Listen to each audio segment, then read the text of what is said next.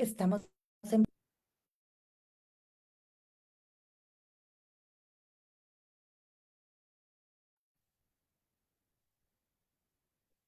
Muy buenos días, muy buenas tardes para quienes nos acompañan de distintos países de América Latina y también del mundo. Le damos la bienvenida a este segundo encuentro ciclo de conversatorios. ¿Cómo está la libertad de prensa y de expresión? Un diálogo urgente para entender los desafíos del periodismo actual. Una iniciativa impulsada por la Red Internacional de Periodistas con Visión de Género para abrir conversaciones importantes, urgentes, sobre el escenario que atraviesan hoy el periodismo en todo el mundo. Este segundo conversatorio, titulado Violencia contra mujeres periodistas, censura, silenciamiento y restricciones a la libertad de expresión, es organizado junto a la Red Colombiana de Periodistas con Visión de Género y también a la Red Nacional de Periodistas de México, a quienes agradecemos profundamente por esta articulación regional y por construir colectivamente este espacio de reflexión. La semana pasada iniciamos este ciclo conversando sobre la libertad de expresión y los discursos de odio, una discusión que dejó abiertas muchas preguntas, sin duda alguna, sobre los límites, las tensiones y los desafíos que enfrenta actualmente el debate público. Y justamente hoy queremos profundizar en otra dimensión especialmente preocupante para el ejercicio periodístico y para la democracia. Las distintas formas de violencia, sin duda alguna, el hostigamiento, la censura, el silenciamiento, que continúan afectando a las mujeres periodistas y comunicadoras a nivel global. Sabemos que hablar de libertad de expresión también implica preguntarnos muchas veces quiénes pueden ejercerla plenamente, en qué condiciones y enfrentando qué costos también. Y en ese escenario las mujeres periodistas siguen viviendo formas específicas de violencia que muchas veces buscan desacreditar su trabajo, intimidarlas o restringirlas también con voz pública, ¿no? Y particularmente cuando investigan temas vinculados a derechos humanos, corrupción, género, crimen organizado o poder político, entre otros. Por eso creemos que este tipo de conversaciones son necesarias, no solo para visibilizar estas experiencias, sino también para fortalecer las redes, compartir estrategias y seguir defendiendo un periodismo libre, crítico y con perspectiva de derechos y de género. Agradecemos profundamente a quienes hoy se conectan desde distintos territorios y especialmente a nuestra moderadora Norma Loto. Norma es periodista y magíster en periodismo y medios de comunicación de la Universidad Nacional de La Plata, con perfeccionamiento en género y periodismo en el Instituto Internacional de Periodismo José Martí de Cuba. Durante muchos años integró el equipo de SEMLAC y SEM México, además de colaborar como columnista y bloguera en distintos medios de habla hispana. Actualmente se desempeña como docente universitaria de grado y posgrado, conferencista y autora de publicaciones vinculadas a género, comunicación y lenguaje. Norma tiene un amplio currículum, pero en virtud también de los tiempos lo vamos a dejar ahí. Norma, muchas gracias por acompañarnos. Te dejamos la palabra para dar inicio a este conversatorio. Bienvenidas, bienvenides. Bueno, un gusto estar acá esta mañana de sábado desde Buenos Aires para dar inicio a este conversatorio sobre las violencias contra las mujeres periodistas, censura, silenciamiento y restricción de la libertad de expresión. ¿Sí? Hoy nos acompaña, tenemos un panel internacional de lujo, ¿sí? Pero antes que nada vamos a decir unas palabras en nombre de la red y que tiene que ver con esto, ¿no? De las violencias contra las mujeres periodistas que no son un asunto nuevo. Pero quienes han vivido este tipo de situaciones dentro y fuera de las salas de redacción, en espacios laborales y también en entornos digitales, son testimonios vivos de una realidad que cargan en silencio para mantener vigente en la profesión. Y cuando hablamos de libertad de expresión, no podemos hacerlo, ¿sí?, desconectado de las desigualdades que implica la razón de género, de los contextos de violencia política, digital e institucional, ni tampoco de las formas específicas de censuras y silenciamiento que afectan a las mujeres periodistas de nuestra región. En los últimos años hemos vivido cómo el acoso, las amenazas, la criminalización, las campañas de desprestigio y las violencias digitales buscan limitar voces, investigaciones y coberturas incómodas, particularmente aquellas vinculadas a la corrupción, derechos humanos, género y poder. Hoy nos acompañan tres mujeres de trayectorias distintas, pero profundamente conectadas con esta discusión que hoy estamos dando, y desde el periodismo de investigación, desde la comunicación con enfoque de derechos y el análisis regional de las violencias de las mujeres. Me toca con mucho orgullo presentar hoy a María del Refugio Martínez Guardado, que nos acompaña desde México, desde Aguascalientes, y es una periodista con una amplia trayectoria, con 24 años, ¿no?, en el periodismo, especializado en corrupción, seguridad, narcotráfico y derechos humanos. Es decir, que tiene mucho, pero mucho para contarnos. ¿Sí? Inició su carrera allá por el año 2001 en el programa radial Comentando la Noticia, pionera en análisis político de la región. Y en 2004 fundó la agencia noticiosa del Centro y en el año 2020 creó el Péndulo Informativo, medio en el cual continúa publicando investigaciones de alto impacto. ¿Sí?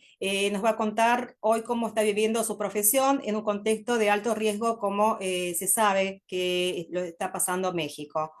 También nos acompaña desde Colombia Paola Andrea Gómez Perafán, comunicadora social, especialista en comunicación y periodismo digital, con estudios de maestría en intervención en violencias de género y formación como agente de igualdad. Cuenta con 29 años de trayectoria, un montón, 26 años y medio en el país, donde fue reportera, editora y jefa de redacción, columnista dominical del diario reconocida como la más leída en el Valle del Cauca, según cifras y conceptos, ¿no? Bueno, se desempeña actualmente como líder senior de medio de fundación WWW Colombia, donde se impulsa contenidos para la equidad. ¿Sí? Tiene un currículum mucho más profundo, pero vamos a ir a Tatiana Benza, que nos acompaña desde Chile, desde el amado Chile, ¿sí? Que Tatiana es especialista en comunicación estratégica con enfoque en derechos de las mujeres, con más de 20 años de experiencia en periodismo y comunicación institucional en América Latina y Europa. Actualmente integra el grupo de mecanismo de seguimiento de convención de nuestra querida Convención Belén do Pará, el MESECBI, ¿sí? Y de la Organización de los Estados Americanos, OEA. En los últimos años ha trabajado en temas vinculados a violencia contra las mujeres, acceso a la justicia y comunicación con enfoque de derechos humanos, combinando comunicación, incidencia y articulación regional. ¿Sí? Bueno, las tres tienen un lujo de currículum y acá el tema vale el tiempo, ¿no? Vale oro. Entonces vamos a empezar, si les parece, por la primera pregunta y la cosa es así. Ustedes tienen cada una 3 minutos, ¿sí? Yo lanzo la primera pregunta y vamos a ver quién pica el anzuelo, ¿sí? Bueno, en distintos países de América Latina vemos un aumento de discursos hostiles, ataques, restricciones hacia el trabajo periodístico. De sus experiencias, ¿cómo observan hoy el escenario para las mujeres periodistas y qué les preocupa especialmente en este momento en nuestra región? ¿Quién quiere hablar primero? A ver, ¿quieres hablar, Tati? Voy. Bueno, nada, primero agradecida de compartir este espacio con todas ustedes, con profesionales de lujo, donde ejercer el periodismo y siendo mujer es difícil, es complicado, es peligroso. Entonces, bueno, muy agradecida de compartir este espacio y de poder transmitir algunas ideas, compartir ideas y dialogar. Sobre la pregunta del panorama y qué preocupa, bueno, algunas cosas ya fueron saliendo, ¿no? Creo que las mujeres periodistas, el periodismo, pero las mujeres periodistas, como sabemos que tienen unos riesgos diferenciados, están viviendo una situación difícil y la vemos, bueno, amenazas, acoso, amplificadas además por lo que sucede en las redes sociales y en los entornos digitales, ¿no? Digamos que las tecnologías llegaron a ser una herramienta o sea que por un lado es empoderadora y por un lado da muchísimas posibilidades y por otro lado también es una amplificadora de las violencias, ¿no? Que genera una cantidad de situaciones, o sea, cuando no es autocensura y autosilenciamiento para protegerse personalmente y para proteger a su entorno, su familia, las personas que están alrededor, es, bueno, la exposición, ¿no? A amenazas, con todo lo que conlleva, el miedo, el temor, la posibilidad, eso muy real de exponerse a violencia física en muchos países de la región. Entonces, la verdad es que sí, ese escenario es preocupante mucho. Y al mismo tiempo, por otro lado, bueno, yo personalmente soy, la verdad, una persona bastante optimista o que tiende a tratar de ver el lado bueno de las cosas y sí se ve, por un lado, bueno, estos espacios. estos espacios de fortalecimiento conjunto, de alianzas, de compartir experiencias y también de tratar de hacer incidencia, y eso se está viendo a nivel nacional, creo, en muchos países y también a nivel regional. Eso me parece poderosísimo. En Colombia estamos viendo, y Paola lo va a comentar, bueno, estuve en Chile un tiempo, ahora estoy en Bogotá, que es un país, y en Colombia, que es un país donde hace muchos años que vivo. Y lo que ha sucedido recientemente con el Me Too colombiano, con el Yo Te Creo Colega, me parece muy poderoso, me parece maravilloso. En Argentina también hay un gran movimiento de mujeres periodistas. Entonces creo que eso es esperanzador, eso es fortalecedor, y que también hay, digamos, tanto a nivel regional, en organismos regionales y en organismos internacionales, un acompañamiento, un esfuerzo por visibilizar estas situaciones y por crear herramientas de protección, y que también dentro de los estados, digamos, con todos los desafíos que aún hay como unas voluntades y un compromiso político, eso en ciertos contextos, en ciertos estados, de manera desigual en la región, pero hay que reconocerlo. Un esfuerzo digamos, de adoptar estas herramientas, de generarlas, de legislar, de que haya normas. Entonces, bueno, por hacerle un poco un contrapeso a una situación que puede resultar muy desesperanzadora, también reconocer algunos puntos positivos y algunos puntos que nos pueden, eso, ayudar a avanzar y a mirar hacia adelante con esperanza y con fuerza para trabajar. No quiero Bien, superar mis 3 minutos, por ahí ya lo está superé. bien. Paola, Bueno, yo creo que ahora que teníamos esta conversación con nuestra colega mexicana, pues vemos un poco como lo que se, se, se extiende por el continente. En el continente actualmente siento que hay o hay, pues de hecho, muy analizada estos escenarios de polarización extrema en los que estamos viviendo en varios países del continente, facilitan un fenómeno que es muy preocupante y es como la estigmatización del oficio periodístico por el poder, ¿no? Por quienes están en el poder. Entonces ya hay más allá de que sí es cierto que hay medios que son politizados, que están politizados, pues siempre se tiende como a hacer este señalamiento que está haciéndole mucho daño al oficio periodístico y que las mujeres recaen con un peso mayor, obviamente, porque tenemos ese doble riesgo siempre, ¿no? El riesgo que es inminente a hombres, mujeres y a las personas diversas que ejercen este oficio, pero que con las mujeres recae con otros sesgos como la misoginia, como la discriminación, como el por debajeo, este discurso, pues como que siempre nos cae un poco más, con mucha más fuerza de lo que cae en general. Eso me preocupa mucho, esa estigmatización que siento que está trascendiendo en distintos países del continente. Hay un segundo escenario que es el de la violencia digital, que pues la tenemos y que las mujeres periodistas la están sufriendo con mucha fuerza. De hecho, estaba viendo ahora antes de la reunión un poco lo que ha hecho la UNESCO como por sistematizar toda esta situación que está viviendo en varios países del continente y pues había esa gran preocupación sobre las cifras, que son más del 70% de mujeres periodistas han sufrido algún tipo de violencia digital y creo que a todas nos ha pasado en algún momento del oficio, ¿no? Entonces, ese escenario de lo público ahora tan en el mundo virtual, pues nos está dando muy duro.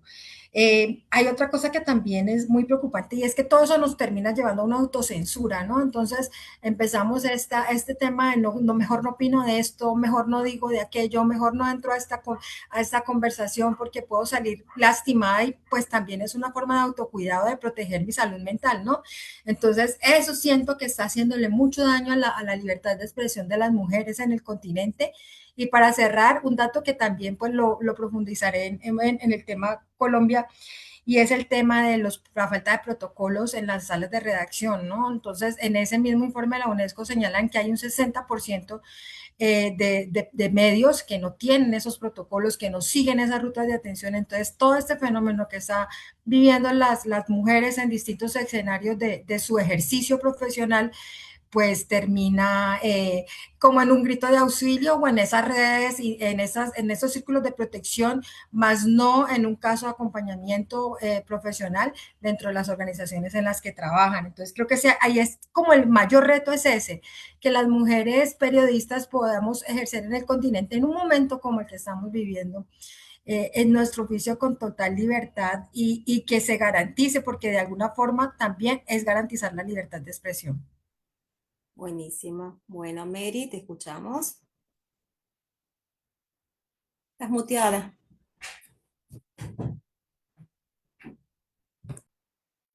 Eso. Primero que nada, agradecer a todas y cada una de ustedes este espacio para mí tan importante, para nuestras compañeras de la Red de México.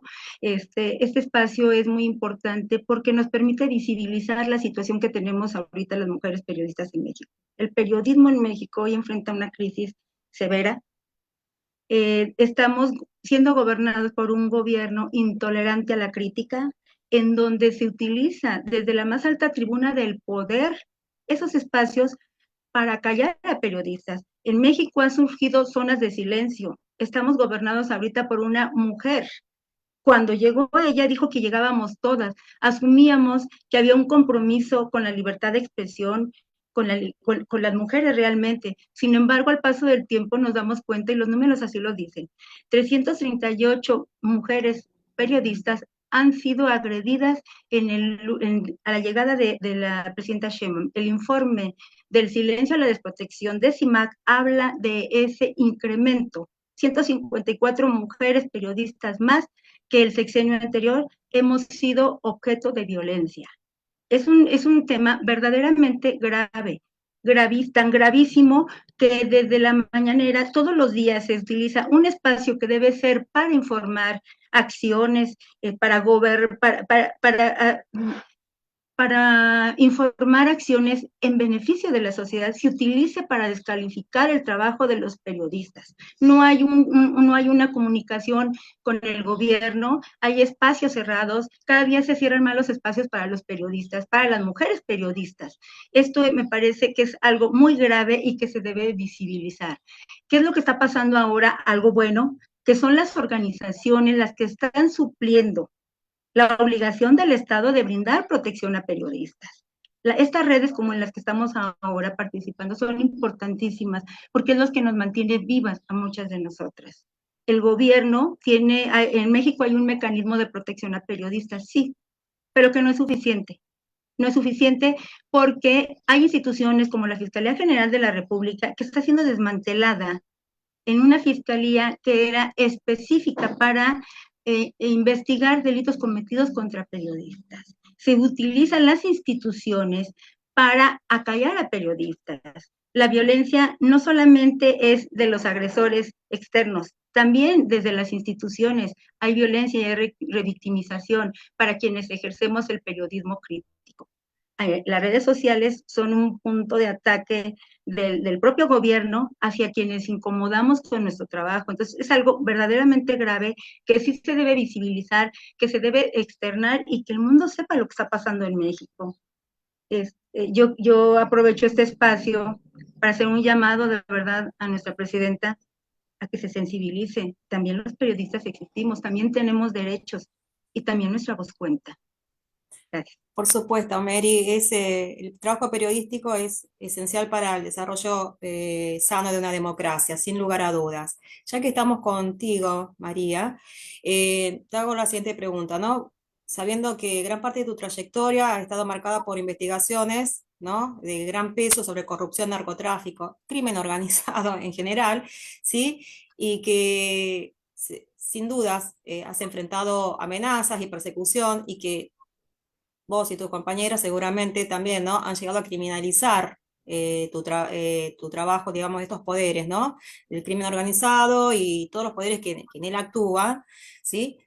También llegan a criminalizar la tarea periodística. Entonces, ¿qué nos podés contar desde tu experiencia sobre la forma específica en que se busca silenciar a las mujeres periodistas cuando investigan al poder y a estas, ¿no? Y estas organizaciones criminales? Y también, ¿qué impactos tiene eso, ¿no? Esa persecución en la libertad de expresión y en el derecho de las sociedades a estar informadas? Híjole, mira, eso es tremendo lo que pasa aquí en México, terrible. Yo efectivamente, como tú lo dices, yo investigo periodismo pero temas relacionados con narcotráfico, corrupción, desde hace desde el 2019, empecé yo, porque en mi redacción fui violentada por otro periodista justamente, que me castigó mandando a cubrir la nota de seguridad, y yo encontré un género del periodismo muy interesante, investigar corrupción, narcotráfico, me llevó a descubrir la presencia de grupos criminales en una zona, en el estado del cual yo soy originaria, en donde en apariencia es el estado más seguro de México. Pero ¿qué ha sido lo grave de todo esto? Sí, fue amenazada, tuve que ser desplazada de mi estado, tuve que partir por miedo a que me mataran, porque fue una amenaza directa del crimen organizado. En las elecciones del 2022 yo denuncié que grupos criminales, así está de grave la situación, estaban operando para impulsar el voto a favor del partido en el poder, del oficialismo de Morena en un municipio. La gravedad de esto, más allá de que fuese una amenaza hacia esta periodista, que por supuesto fue muy grave, es la colusión entre el poder político y grupos criminales. Eso es verdaderamente grave, que el crimen organizado opere para llevar gente al poder, y hoy tenemos esas consecuencias. Hoy tenemos señalamientos de Estados Unidos señalando a funcionarios por recibir apoyo del crimen organizado para llevar al poder.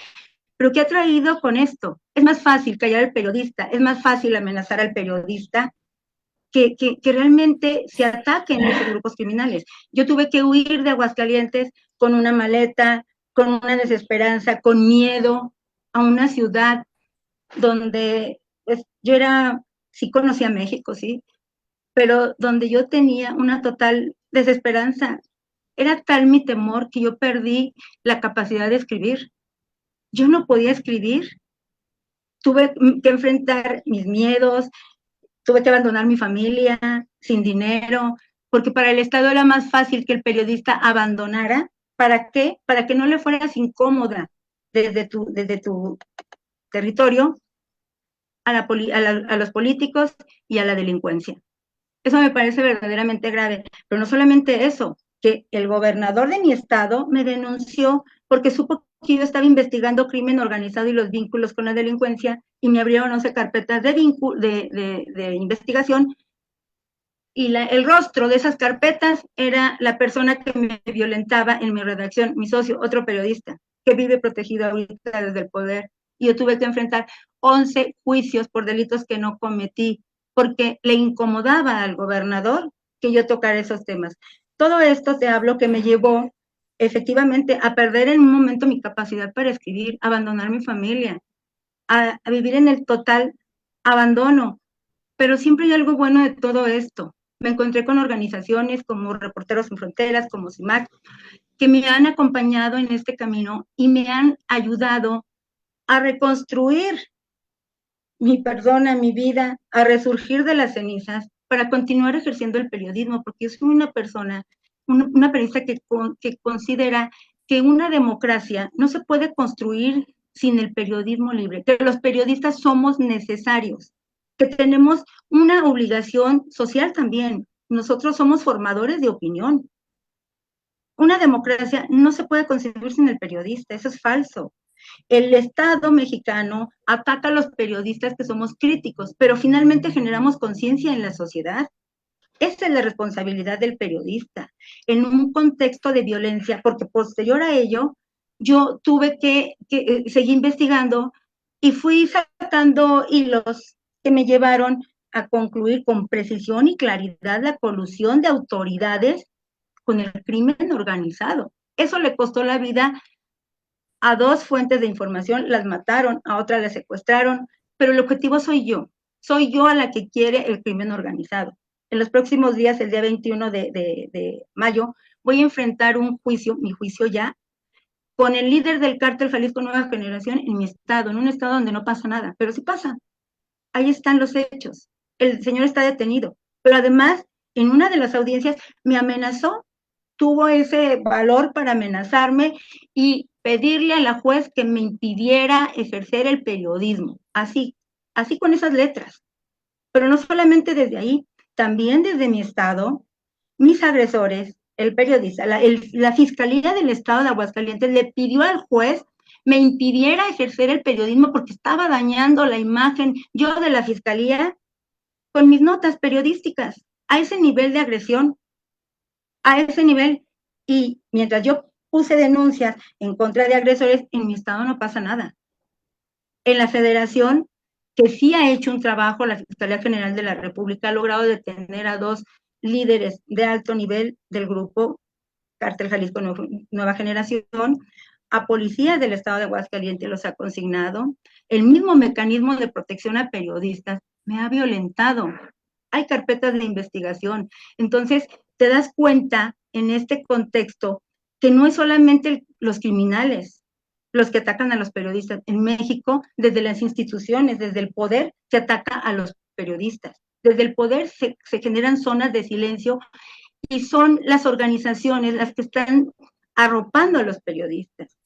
Yo estoy ahorita aquí, parece que he recibido mucho apoyo de las organizaciones y he tomado tratamientos psicológicos, apoyo y acompañamiento legal y psiquiátrico.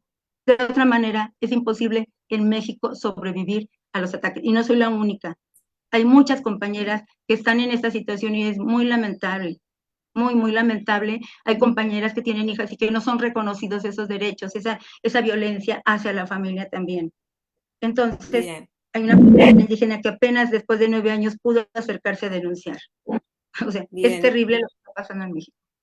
Bien, Mary, muy importante lo que nos estás diciendo. Claro, acá desde el poder lo que hay es un cercenamiento, ¿no? Del rol del periodista como el cuarto poder, como el poder vigía, el vigilador de ellos mismos. Entonces, bueno, obviamente que estos espacios sirven para visibilizar y apoyar, digamos, esta denuncia que estás haciendo a nivel internacional. Así que, bueno, desde acá sin dudas estamos y el 21 estaremos contigo también, ¿no? Así que bueno, esto nunca olvidar, ¿no? El periodismo como el cuarto poder, el poder que vigila al poder institucional y a todas las instituciones. Muchas gracias. ¿Cómo se sale de esto tan profundo que nos acaba de decir María? Bueno, vamos a seguir por Tatiana, ¿sí? Tatiana. Sí, el MEXIVI sabemos que ha impulsado herramientas como la Ley Modelo Interamericana sobre Violencia Digital contra las mujeres en un contexto como este, ¿no? Donde las agresiones en redes y plataformas se han convertido en una forma de censura, de silenciamiento hacia las periodistas y hacia las comunicadoras, sobre todo las que nos dedicamos a género y somos feministas, ¿sí? No a cualquier periodista y no a cualquier comunicadora, ¿sí? Entonces, te pregunto, ¿qué desafíos observan hoy para que los estados respondan a estas violencias desde una perspectiva de derechos humanos y de libertad de expresión? Bueno, primero solidarizarme o eso, hacerle un mensaje de solidaridad a Mari porque es estremecedora la situación de muchas periodistas en los diferentes contextos, ¿no? que se está viviendo a lo largo y ancho de la región y en las diferentes formas y situaciones en los países. Con respecto a la pregunta, yo reflexionaba un poquito esta mañana sobre cómo desde el mecanismo y en realidad a nivel regional se ha ido construyendo un andamiaje de protección, ¿no? La pregunta iba por el lado de los desafíos de los estados, pero digamos, el trabajo que se ve a nivel regional, no solo en el mecanismo, sino de las organizaciones de la sociedad civil, de otras agencias y otros organismos, es esa responsabilidad conjunta, ¿no? O sea, el Estado como tal, obviamente, tiene una responsabilidad primaria y reconocida de protección, de prevención, de reparación, pero también, por ejemplo, este último instrumento que mencionabas y también otras declaraciones, otras recomendaciones que ha ido haciendo el mecanismo apunta a esa responsabilidad conjunta, ¿no? Desde el Estado, pero también los medios de comunicación y ahora también las plataformas digitales, ¿no? Entonces, pensando en cómo aportar desde mi lugar bueno, a ese conocimiento de las herramientas de protección que tenemos, ya la Convención de Belém do Pará que Norma decía nuestra convención, la convención, mencionaba el rol fundamental de los medios de comunicación, ¿no? En ese trabajo o sea, de los medios de comunicación y del Estado, obviamente, en la observancia y el conocimiento de los derechos humanos de las mujeres, de avanzar en medidas de prevención, ¿no? De conocimiento de los derechos, de formación, de programas de formación, tanto a nivel del Estado y sus funcionarias y funcionarias, como de la sociedad en general, ¿no? De campañas. Todo eso me parece fundamental. Y a lo largo, desde la creación del mecanismo de seguimiento de la Convención de Belém do Pará, sobre todo su comité de expertas, que es este órgano técnico del mecanismo, integrado por expertas independientes nombradas por sus países, por los 32 países de la Convención, y ahí hay una diversidad eh, de perspectivas, de profesiones, de formaciones muy, muy interesante y que contribuye, ¿no? De manera integral.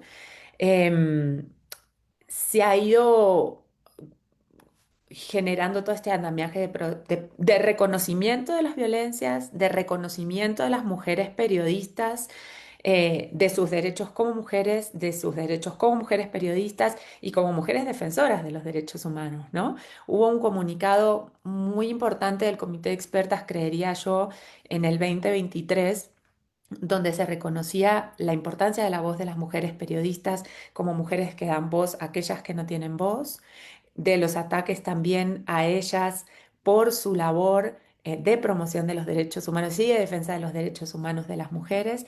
Entonces, ahí hay algo muy importante. Em, y, y bueno, importante, ¿no? Primero, ese reconocimiento de la violencia, de las diferentes formas de violencia contra las mujeres, y acá han ido surgiendo diferentes niveles, ¿no? O sea, yo como mujer y como mujer periodista, esa violencia diferenciada que recibo desde colegas, desde Estado, desde grupos criminales y, en fin, y otras actorías y los diferentes tipos de violencia, ¿no? Por ejemplo, la violencia simbólica.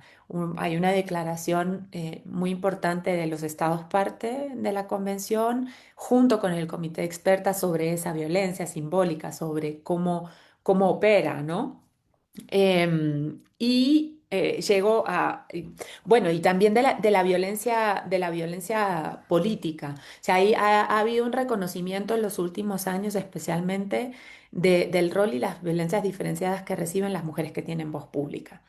Y ahí las mujeres periodistas se llevan una gran parte. Hace unos años el mecanismo tuvo una visita de asistencia técnica a Argentina. Em, y no sé, Norma, si la recuerdes bueno, no sé, si en ese momento tuviste oportunidad de estar conectada con eso, una reunión con mujeres periodistas, de las expertas con mujeres periodistas. Y la verdad es que fue muy fuerte, fue una de las audiencias en ese momento de las diferentes grupos con los que bueno, hubo muchas audiencias, hubo audiencias con mujeres víctimas que están en la política, y la audiencia con mujeres periodistas fue especialmente fuerte por todo lo que ellas contaban, que vivían, ¿no? En los diferentes ámbitos y cada vez más en los entornos digitales y estas violencias mediadas o amplificadas por la tecnología.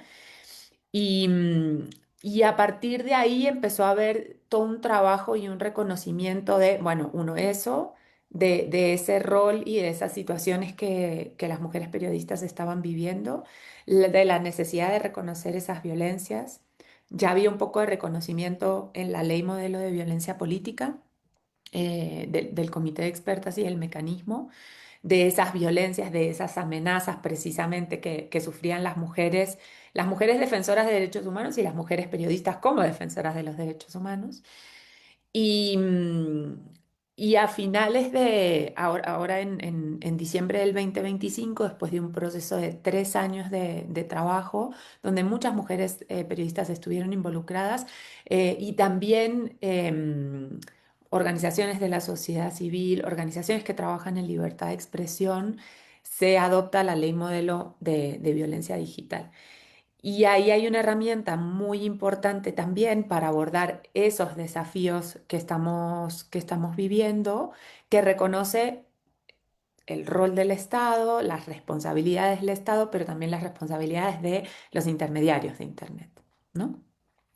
En la protección, en la prevención, en la generación de mecanismos y también, digamos, en esa responsabilidad desde el principio, ¿no? Desde el principio, por ejemplo, en el desarrollo de las tecnologías, en los sesgos algorítmicos y luego en la moderación de contenidos. Y creo que todo esto es muy importante para las mujeres periodistas, para tener, o sea, mecanismos y herramientas de protección y para generar incidencia a nivel regional. Y también lo que es interesante es que ya se ve, o sea, todas sabemos que en nuestros países ha habido unos esfuerzos legislativos y normativos y un reconocimiento de estas violencias digitales que empiezan a estar en la norma y lo interesante es que la adopción de la ley modelo ha impulsado eso, ¿no? Hay como una apropiación de esta herramienta para decir, bueno, ¿cómo podemos tomarla y cómo podemos seguir avanzando en la creación de herramientas de protección? Sabemos que falta mucho, muchísimo, pero es un principio. Sí, bueno, falta mucho, pero yo creo que el inicio este es bastante potente, ¿no? Más sabiendo que lo virtual es real, ¿no? Se transforma en real y nos cuesta la salud, todo, ¿no? Y bueno, vamos ahora con nuestra querida compañera Paola Andrea Gómez, ¿sí? Y te voy a preguntar, vamos hacia tu país, Colombia, en el cual hemos visto estos importantes debates impulsados por ustedes, periodistas y comunicadoras, feministas, hermanas, ¿sí? Incluyendo denuncias públicas y procesos colectivos frente a violencias y abusos en medios de comunicación. De esto dan muestra como el movimiento No al Pacto de Silencio, Yo Te Creo Colega, el Me Too colombiano, ¿sí? Me Too Colombia y el proceso de la red colombiana Salas de Redacción. Entonces, contanos qué transformaciones ha abierto todo este proceso y qué resistencia aún perduran en esta sociología de los medios o en estas estructuras mediáticas.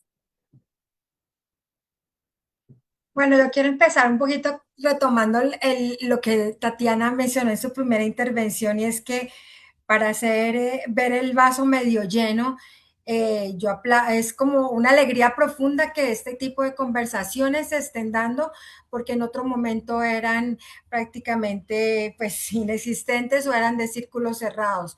Y todo este movimiento que ha surgido este año en Colombia con el periodismo y con las mujeres, pues ha abierto una conversación muy necesaria, un debate público muy necesario de cómo se estaba ejerciendo el oficio y de cómo el acoso es un ingrediente pues como fundamental allí que ha estado presente y ha estado silenciado. Entonces hay como estos distintos momentos y es, por ejemplo, arranca el inicio del año arranca un poco con el cuestionamiento de no al pacto del silencio que pues ha logrado como reunir más de 100, la primera carta más de 170 periodistas, columnistas, escritoras, una carta a Andrés Pastrana, que esto sí no es acoso, pero sí es el caso paralelo en relación con sus menciones en el caso Epstein, que nunca fueron aclaradas, mientras que en el resto del mundo ha sido un debate en el que muchos poderosos, muchas personas poderosas han estado involucradas y han rendido pues como todas las explicaciones,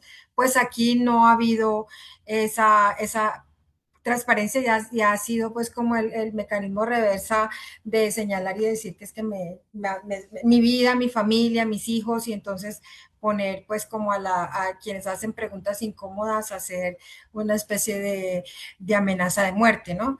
Es eso por un lado. Y luego posteriormente surge este gran movimiento que es el Yo Te Creo Colega, eh, liderado por periodistas muy visibles dentro de la realidad nacional, periodistas, digamos, como en la Edad Media, no tan chiquis ni tan grandes, sino muy de la Edad Media, que están muy relevantes dentro de la esfera, sobre todo de televisión, y entonces han sido muy poderosas porque son cercanas, las has visto crecer y ellas han contado su realidad en videos, en testimonios, por ejemplo, hay una que es Juanita Gómez, que es una de las más visibles, que trabaja en Revista Semana, que ella dice que si yo me viera con la Juanita de hace 10 años, le diría que no tenga miedo, que lo que está pasando en ese ascensor no es correcto y que tuviera otra forma de reaccionar frente a esta parálisis que le ocurre a muchas de las mujeres cuando están en una escena de acoso.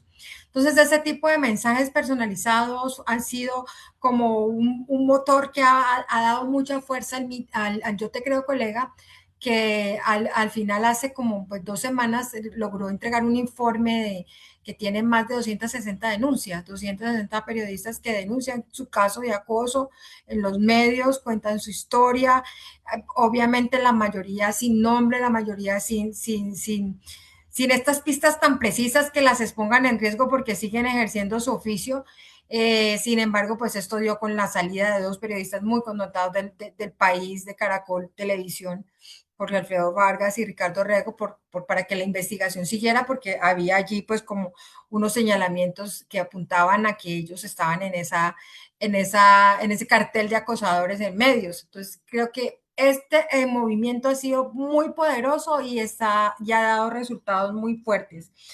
Y eso obligó también a que el Ministerio de Trabajo y otras organizaciones del poder público pues tuvieran que entrar a hacer visitas a los medios de comunicación. Entonces ha sido una serie de seguimiento de llegadas a diferentes salas de redacción para ver cómo están sus protocolos, si existen esos protocolos, qué está pasando con todas esas reglamentaciones, esas rutas a las que yo puedo acceder si soy víctima de acoso. Y eso ha dejado pues también en claro que no había, que no existían.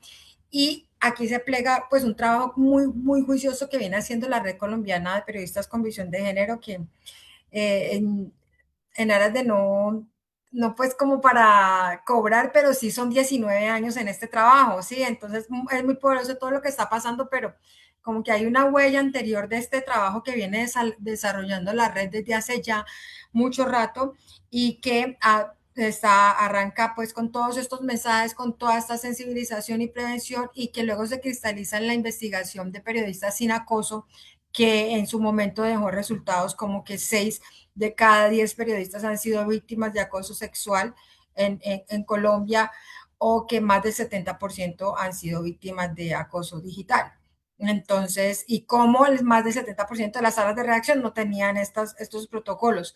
Toda esta investigación ahora desemboca en una segunda fase del trabajo de la red, que es las salas de redacción por una comunicación con enfoque de género y libre de violencias, que seguramente algunas de ustedes participaron ya de ese encuentro que hubo en octubre, que fue una gran reunión con presencia de la red internacional, que ya ha llevado como varios escenarios de encuentro en un proceso que va llegando a las universidades y que le va interpelando un poco que esta visión de género atraviese toda la formación periodística y también atraviese los protocolos en las salas de redacción como tal, y que ya está dando resultados. Lo más reciente es que ya hay un acuerdo que es fruto de esa reunión, de una reunión reciente en la Universidad Javeriana, que ya hay, pues además ha sido un acompañamiento, no, ha sido un acompañamiento de organizaciones como mujeres, como la red, como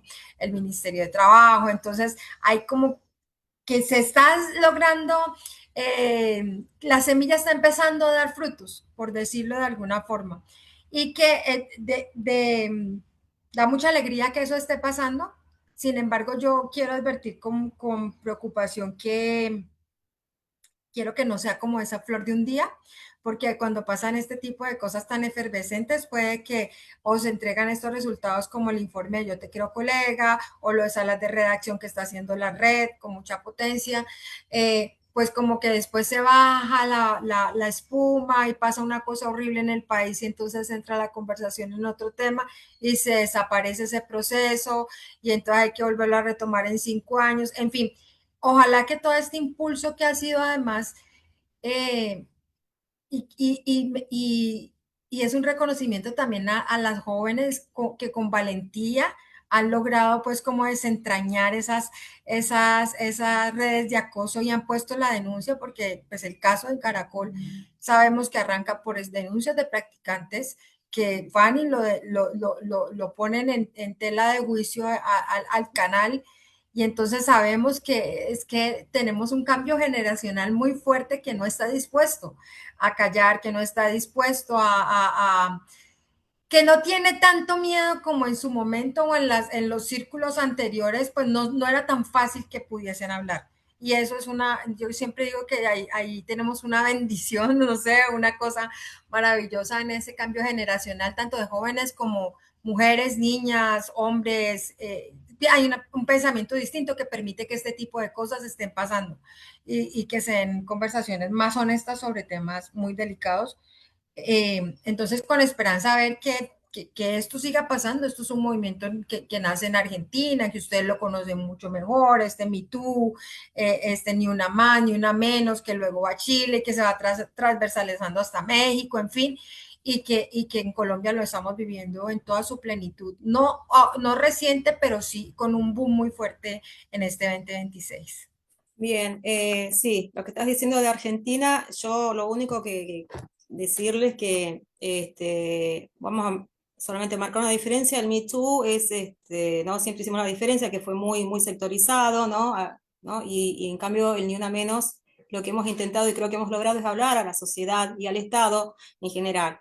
Eso por un lado. Ahora, cuando empiezan a conseguir algo dentro de las universidades, cuídenlo, porque ahora todo lo que hemos conseguido, ¿sí? Años atrás, todo volvió a foja cero. Lo digo ya también como docente universitaria, que cada vez que yo hablo de los temas que nos convoca, ¿sí? Que no es ni otra cosa, ni más ni menos que hablar desde una perspectiva de derechos humanos, siempre estoy con la amenaza de ser denunciada por adoctrinamiento. Así que lo que se consigue se cuida. Bien, entonces voy a leer algunos comentarios, ¿sí? Que se están disparando en Facebook, estamos saliendo en directo, ¿sí? Y son para Mari Martínez, ¿no? Que nos cuenta Gema Villela Valenzuela, que también dice fue violentada por colega, por un director, por una editora, la amenazaron, que tiene una denuncia. Dice, los tiene ella denunciada en fiscalía, ¿sí? Desde el año 2021 al 2026. Dice, van a transcribir el contenido de la USB, que es el audio que grabé de la amenaza. Bueno, los agentes del Ministerio Público son los que obstaculizan los procesos de investigación y nos revictimizan. De Silvia Lilian Trujillo también, para Mari, dice, sobre los impactos de la violencia en nuestras vidas, hay que abordarla con más tiempo, porque en efecto, yo también dejé de escribir casi un año y medio, casi un año luego de recibir amenazas. En Guatemala, ¿sí? Que nos escribes de allí, hemos llamado la atención sobre la necesidad de desarrollar proyectos que atiendan nuestra salud psicoemocional, porque en medio de criminalización, violencia digital y regresión democrática en la región, seguir ejerciendo el periodismo y periodismo feminista es cada vez más difícil. También nos sigue Gema, la anterior, ¿sí? También hablando en diálogo con lo expuesto por Mari Martínez, ¿sí? Que habla sobre las mañaneras, las famosas mañaneras, ¿sí? Que ya se lo conocen toda la región, las mañaneras, y la revictimización institucional es muy importante, ¿sí? Porque a Gema, como mujer periodista, dice, y emprendedora de un medio digital, personal, de comunicación social, del gobierno del estado de Sonora, no me han querido agregar a los grupos de prensa ni dar cita para hablar con alguien de ahí respecto a ese tema, ¿sí? Y que le den de alta los boletines. Entonces, bueno, sigue con la denuncia que te está haciendo y que quiere compartir su testimonio, te lo vamos a pasar, Mari, ¿sí? Pero lo que nos comenta Gema, esto, ¿no? De las mañaneras, recuerdo también en el último encuentro que hicimos de la red internacional, que las compañeras mexicanas también, durante el gobierno del anterior presidente de AMLO, también hablaban de las mañaneras, ¿no? Y como esta forma de persecución y revictimización, como una de las formas más de violencias. Bueno, ahora voy a hacer unas preguntas ya acercándonos al cierre, ¿sí? Esta pregunta es para las tres, ¿sí? Para esta tríada de oro. Tatiana, sos argentina, te dije, creo que desde Chile, no sé por qué te dije desde Chile, porque bueno, no sé, pero te pido Tengo disculpas. ahí una conexión con Chile Claro, familiar, pero por eso. tampoco sos del todo, pero tampoco sos del todo argentina, me parece tener la cola, ¿no? Estás afuera ahora. Bueno, pero vamos a ir al cierre, pero la pregunta del cierre es para las tres, ¿sí? Entonces, de acuerdo a todo, ¿no? Que lo que hemos, estos testimonios tan potentes, estas palabras tan potentes que ustedes tuvieron, díganme, ¿qué creen que es necesario hoy fortalecer desde el periodismo, desde las redes de apoyo, ¿sí? Y también desde los estados para proteger el ejercicio de las mujeres periodistas? ¿Qué creen que falta? A ver, ¿quién quiere? ¿Quién quiere? A ver, vamos con Tatiana, a ver. Abrí el micrófono porque las vi que no se decidían, pero bueno, Dale. me anoté varios puntos ahí que yo creo que fueron surgiendo a lo largo de la conversación. ¿Qué nos faltan? O sea, definitivamente continuar siempre con procesos de sensibilización y de formación, tanto a nivel de la sociedad, campañas de comunicación, pero también específicamente procesos de formación y de sensibilización al interior del Estado, con funcionarios y funcionarias, eh, en los sistemas de justicia y también en los medios de comunicación al interno y en las universidades. Salió el tema de los protocolos cuando no los hay, desarrollarlos y si los hay, garantizar que haya implementación, ¿no? Por ejemplo, que lo comentaba recién Paola al interior de los medios acá en Colombia y eso surgió muy claramente con los casos que salieron ahora, que algunos medios tenían protocolos, pero, o sea, eso al interno definitivamente no funcionaba, ¿no? Era un poco como un papel que estaba por ahí en un cajón, pero no pasaba nada. Y de todas formas ahí también la formación es clave, ¿no? Porque muchas veces los hay pero no se sabe usarlos o no ha habido una formación sobre cómo implementarlos y hay una cantidad de estereotipos de género que impiden que eso se implemente adecuadamente. Por lo que decía Mari, el apoyo psicológico, psicosocial, pero también en asesoría legal es fundamental cuando ya una se enfrenta, ¿no? a una situación de violencia. Garantizar asesoría legal es una obligación del Estado y para todas las mujeres periodistas que enfrentan situaciones, por ejemplo, de criminalización, fortalecer las redes de apoyo. Creo que ha salido, ¿no? En toda la conversación lo clave que es y lo importante que ha sido em, para las mujeres periodistas que viven situaciones de violencia, saber que hay otras y que eso también fortalece em, eh, nuestra propia toma de conciencia, ¿no? Todas hemos ido creciendo y entendiendo, o por lo menos a mí me ha pasado que tenía algunos derechos cuando estaba en salas de redacción hace muchos años, para mí eso era, no tenía ni idea, ¿no? Entonces, y yo creo que a muchas periodistas jóvenes que empiezan y que van formándose ahí es importantísimo y qué bueno, como decía Paola, que las nuevas generaciones también ya vengan con otro empoderamiento.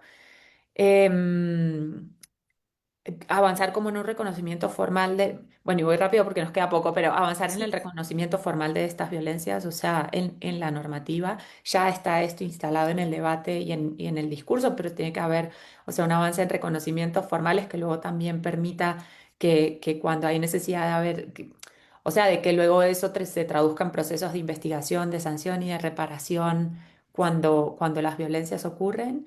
Y pues el rol de los intermediarios de Internet, ¿no? También ahí, para actuar. Y perdón, último, medidas de protección. O sea, hay mujeres que ya están en situaciones de violencia, en situaciones de riesgo, y las medidas de protección tienen que ser efectivas. Y la violencia que está ocurriendo, por ejemplo, en los entornos digitales, también tiene que haber una cantidad de medidas sobre eso. Por eso el rol de los intermediarios que ya está reconocido, debe haber como unas exigencias ahí. No sé, pienso en periodistas como em, Lucía Pecker, Lucía. que salió de Argentina por una cantidad de situaciones de violencia que se vehiculaban a través de las redes. Y bueno, esas situaciones no pueden quedar así, ¿no? Sin dudas. Bueno, Paola, Mari, ¿algo al respecto quieren agregar? Bueno, yo Brevemente. con permiso de Mari, ¿está bien? Vale, Nos bueno, queda, no, nos queda muy poquito tiempo, ¿sí? Nos queda poquito tiempo. listo.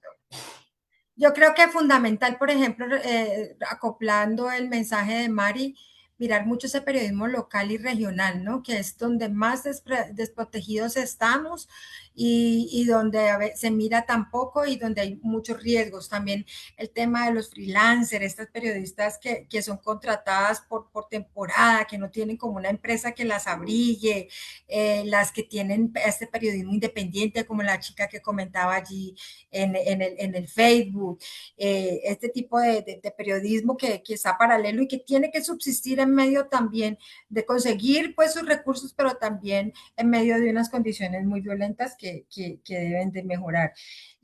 Un mensaje poderoso y es que se refuerza esa solidaridad profesional, que haya todas estas redes tan fuertes que terminan siendo muy poderosas en su momento para que las periodistas dejen de pensar que esto de hacer el periodismo con el sufrimiento que el sufrimiento debe ser inherente y que lo debemos tolerar y que las largas jornadas y que si nos insultan pues hay que acostumbrarse porque es que la vida, porque hemos romantizado este maltrato en la historia del periodismo que ha hecho mucho daño y le ha dejado estas lesiones. Entonces creo que eso también es importante que lo sepan y que haya una política pública de verdad, porque es que hay muchos como esfuerzos, el acuerdo no sé qué, digamos, desde lo público, hablando desde lo público como tal, pero no hay como un convencimiento real de que el oficio se debe defender, de que necesita unas condiciones especiales en la región, en el que no tiene un empleo fijo, que no sea como una cosa accesoria, sino que sea definitiva dentro de la política y la prioridad de quienes gobiernan los países. Muy bien. Mary, también brevemente, ya porque hay una última Sí, preguntita. no, muchas gracias. Bueno, yo creo que es muy importante visibilizar los casos, no solamente de México, creo que de el mundo entero, de la situación que vivimos las mujeres periodistas y exigir desde el interior y exterior a los gobiernos que se juzgue con perspectiva de género, que respondan a sus obligaciones como Estado de proteger la labor del periodista, porque es esencial en una democracia la labor del periodista, más siendo mujeres, porque las mujeres tenemos condiciones diferentes a los hombres. En Sí, México existe mucha precariedad laboral para las mujeres periodistas. Existen esas diferencias tan marcadas. Yo considero que es importante visibilizar eso en el mundo, visibilizarlo en la red y exigir desde afuera, por supuesto, porque desde afuera las cosas se ven diferentes. Hace un momento lo comentaba Norma, en México se ve diferente, en Argentina se ve diferente. En México tenemos una realidad lamentablemente muy diferente a la que se ve en el mundo y yo creo que es momento de que el mundo sepa qué es lo que está pasando en México, en Colombia, en Guatemala, en Costa Rica, en Centroamérica, que hay muchas compañeras desplazadas, de verdad, en situaciones verdaderamente lamentables y que tienen pocas, no, su voz se centran en un círculo que no salen, pero que también es necesario que se escuchen. Yo les hago un bien, llamado a las compañeras para que apoyemos eso. bien, perfecto. Gracias. No, no cortes el micrófono, Mary. Ya para cerrar, nos gustaría a la red que las tres nos digan un mensaje para las jóvenes periodistas y comunicadoras que hoy ejercen en contextos difíciles, en contextos de violencia, de precarización y o censura. ¿Cuál es el mensaje breve que ustedes tres les quieren hacer llegar a las colegas que recién se están iniciando en este difícil mundo periodístico? Que luchen, que no se desistan, que no desistan. En México hay muchos jóvenes que están abandonando las carreras de comunicación o de periodismo por esto, que luchen por sus principios, por sus ideales, porque por encima de nuestras convicciones no debe haber nada. El periodismo no debe morir para que viva la corrupción, para que viva la delincuencia. El periodismo debe luchar, debe seguir, y el periodismo necesita de jóvenes, necesita de las nuevas generaciones para que luchen por la defensa de la libertad de expresión. Nunca debemos de abandonar esa lucha. Y no solamente es una lucha para los periodistas, es una lucha por la sociedad que merece ser informada. Atacar a un periodista es atacar el derecho a la sociedad a recibir información, a ser informada. Muy Gracias. bien. Paola.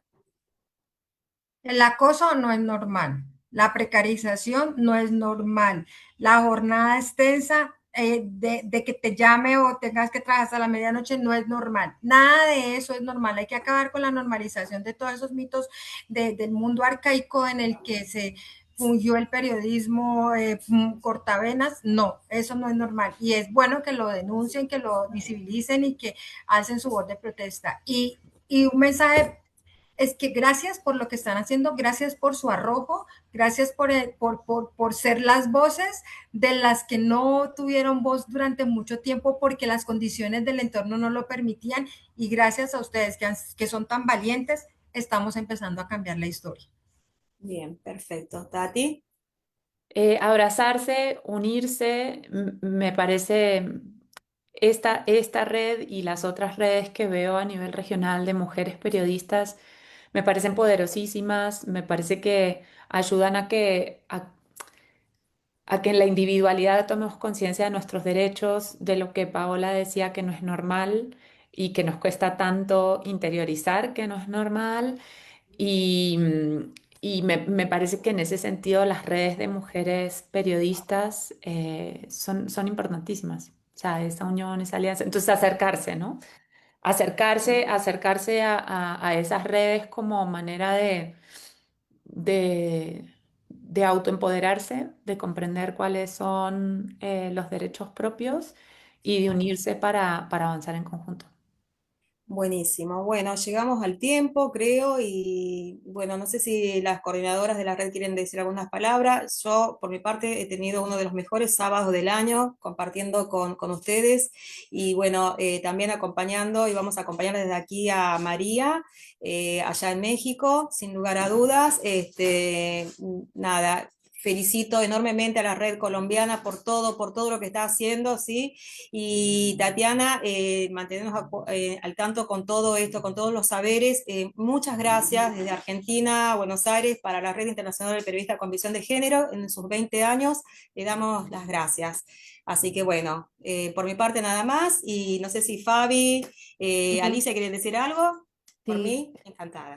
Bueno, muchas gracias Norma por esta moderación, muchas gracias Paola, Mari, Tati por participar de este conversatorio. De verdad que para la Red Internacional de Periodistas con Visión de Género haber levantado esta instancia es de suma relevancia, escuchar sus voces, sus testimonios, sus historias y todo lo que también hemos ido alcanzando y como bien decía Norma, cuidar lo que hemos logrado es sumamente importante y también esa mirada más positiva que nos entregaba Tati y también acompañarte siempre, Mari, por parte de la Red Internacional y Paola. Gracias por todo lo que han hecho desde Colombia. Sin duda alguna es muy relevante. Ojalá tuviéramos más tiempo para conversar. Vamos a seguir generando estos espacios de conversación. Solo me queda abrazarla. Estoy de acuerdo. Hay que seguir tejiendo en red. La articulación entre nosotras es sumamente importante y dejarles ya invitadas, invitados, invitades para la próxima semana, hasta misma hora. Muchas sabrán, ya estaremos informando por nuestras redes sobre el conversatorio Periodismo en Resistencia, defender la libertad de expresión en contextos autoritarios. Habrán representantes de Perú, de Chile y también algunas otras sorpresas de Argentina también, por cierto. Así que estaremos conversando con tres grandes panelistas la próxima semana. Así que muchas gracias, un abrazo grandote desde la Red Internacional, desde la Coordinación Colegiada. Que tengan un lindo fin de semana. Gracias, un honor. Gracias, un abrazo, Chao. está lindo. Gracias. Chao.